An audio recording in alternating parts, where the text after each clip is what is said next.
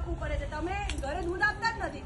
સોપારી માટે 300 રૂપિયા છે, પણ બાળક માટે દૂધ લાવવાના પૈસા નથી. 10 રૂપિયાનું કેળું ખવડાવવાના તમારી પાસે પૈસા નથી. અને વાત તમારા બાળકની થઈ રહી છે. મેં એવી કેટલી માતાઓ જોઈ છે જે સગર્ભા હોય છે, સોપારી ખાય છે અને બાળક કુપોષિત જન્મે છે. ધાવણ આપતી હોય તો સોપારી છૂટતી નથી, પછી બાળક કુપોષિત થાય છે.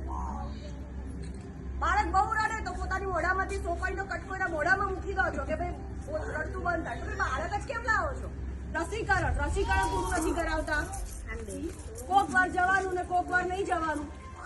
આની અંદર લખ્યું છે કે શું ન ખાવું અને શું ખાવું. આની તમારે ધ્યાન રાખવાની જરૂર છે.